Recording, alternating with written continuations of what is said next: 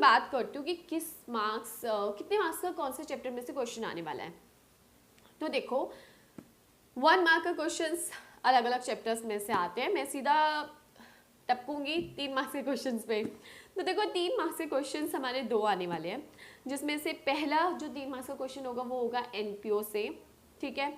NPO की choice NPO के साथ ही आने वाली है, तो यानी कि जो 3 मार्क्स का एक क्वेश्चन आएगा वो होगा एनपीओ चैप्टर से और उसकी चॉइस एनपीओ चैप्टर से होगी। सो जिसमें आपको सब्सक्रिप्शन का क्वेश्चन आ जाता है, क्रेडिटर्स अकाउंट बनाना आ जाता है, तो कंज्यूम मटेरियल निकालना आ जाता है, तो उसकी अच्छी तरीके से आपको प्रैक्टिस करनी है।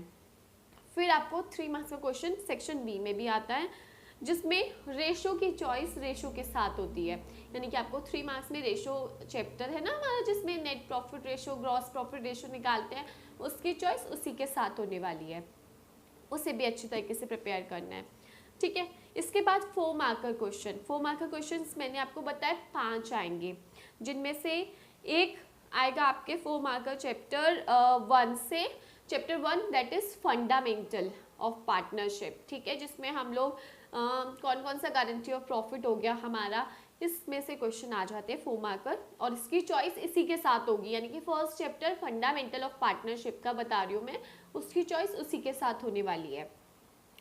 उसके बाद नेक्स्ट हमारा 4 मार्कर में क्वेश्चन आता है शेयर्स चैप्टर से, फिर आता है 4 मार्कर में हमारा डिसोल्यूशन चैप्टर से, देन नेक्स्ट अगेन चैप्टर 1, यानी कि फिर से 1, तो 1 चैप्टर की काफ़ी इंपॉर्टेंस है गाइस, चाहे वो पास्ट एडजस्टमेंट हो, गारंटी ऑफ प्रॉफिट हो या profit and loss appropriation account बनाना हो, अच्छी तरीके से प्रैक्टिस करनी है चैप्टर 1 ऑफ पार्टनरशिप। कई बुक्स में उससे पहले एनपीओ दे रखा है, तो एनपीओ को चैप्टर 1 कह दिया है, बट मैं यहाँ पे चैप्टर 1 पार्टनरशिप को बोल रही हूँ, दैट इज फंडामेंटल, ठीक है, तो उसमें कंफ्यूज नहीं होना। अभी 4 मार्क का एक क्वेश्चन सेक्शन बी में से भी आता है, जो कि मैंने आपको बता दिया।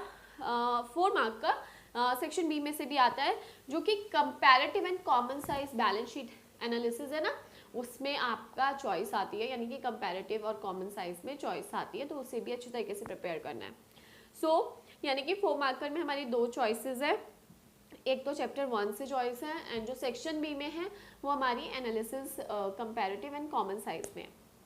उसके बाद आते हैं हमारे 6 मार्क्स के क्वेश्चन। 6 मार्क्स से हमारे टोटल 3 क्वेश्चन आते हैं और तीनों में हमें कोई चॉइस नहीं दी गई। बड़े ही दुख की बात है कि हमें एक भी चॉइस नहीं दी गई 6 मार्क्स के क्वेश्चन में। और ये किन चैप्टर से गाइस, तो ये एनपीओ चैप्टर से 6 मार्क्स का क्वेश्चन है, तो एनपीओ चैप्टर को अच्छी तरीके से करना है। उसके बाद इश्यू ऑफ डिबेंचर चैप्टर से आ सकता है। उसके बाद आपका एक होता है सेक्शन बी से, that is cash flow statement, ठीक है। इसके बाद आते हैं हम लोग 8 मार्क्स के क्वेश्चन में।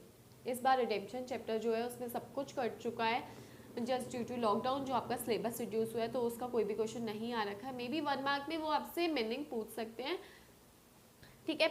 इसके बाद आते हैं हम 8 मार्क्स के क्वेश्चन। 8 मार्क्स के हमारे टोटल 2 क्वेश्चन आने वाले हैं, जिसमें दोनों ही क्वेश्चन हमारे सेक्शन ए में से होंगे और दोनों में ही चॉइस होगी। एक होगा आपका एडमिशन की रिटायरमेंट के साथ चॉइस एंड दूसरा होगा हमारी शेयर्स के साथ चॉइस। तो 8 मार्क्स में यानी कि आपका एडमिशन एंड रिटायरमेंट कवर हो रहा है प्लस शेयर्स कवर हो रहा है। तो गाइज ये है आपका एग्जाम पैटर्न, जिसमें आपको अच्छी तरीके से प्रैक्टिस करनी है। 1 to 20 क्वेश्चन सिर्फ 1 मार्कर है, उसके बाद के सारे क्वेश्चन 3, 4, 6, 8 मार्क्स के हैं, तो उन्हें भी अच्छी तरीके से प्रिपेयर करना है।